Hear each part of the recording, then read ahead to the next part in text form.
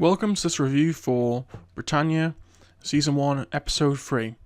So in terms of this episode, I've got to say, I thought that it was a little bit of a slower episode. It's a bit of a pity when we get side characters. We think we're going to start to get some decent characterization from them, but this show seems to quite like pruning its casts relatively quickly, which is kind of surprising because I thought quite a lot of these characters would stay around and do more, but I can understand from, if you look at their cast list, it's quite a large set. It probably looks almost as big as like Game of Thrones.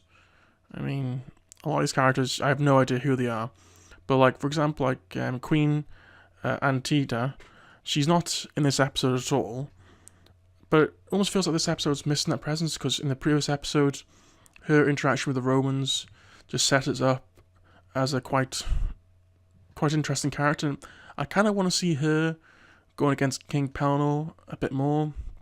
Obviously not going to probably do any actual fighting, but more perhaps on the other side of the battle, squaring off and throwing insults at each other. But in terms of this episode as such, King Pellinor does some quite interesting things. There's a few tortures of the Romans at the court in the previous episode. They're getting tortured, and it's quite interesting to see how those Romans are reacting in there. Because the information they've gained from the last couple of episodes, they can now use to basically throw back in the Celts' face.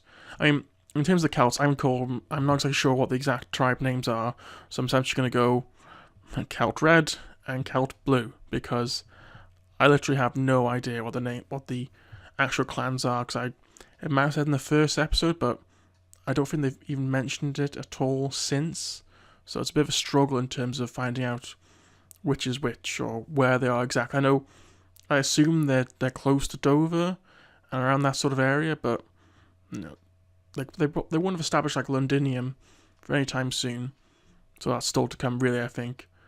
But this character, there was some interesting parts with Kera in this episode where she was trying to, because obviously she's been to the Roman camp in the previous episode and she was caught by the Gaul, who, again, I do not know the name of this character.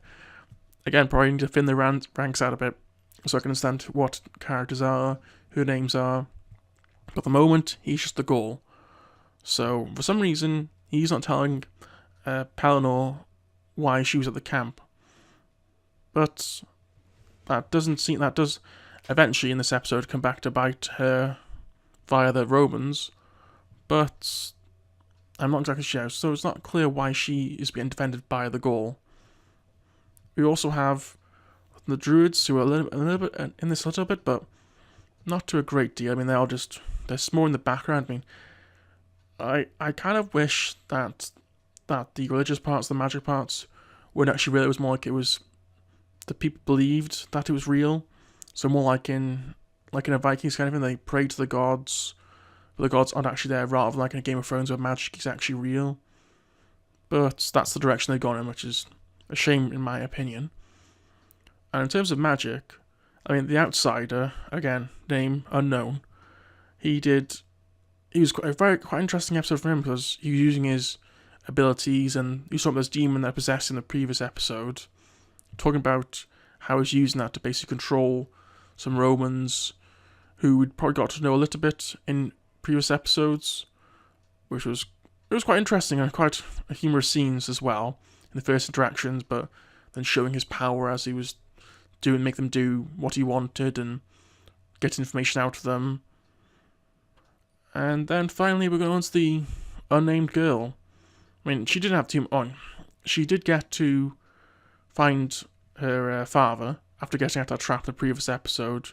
But it was an interesting reunion with those two, but not quite so good considering that the Romans have been laying the smack down a bit, giving their father a bit of a rough treatment in the cells, which I know it's a bit of a shame whenever they do Roman,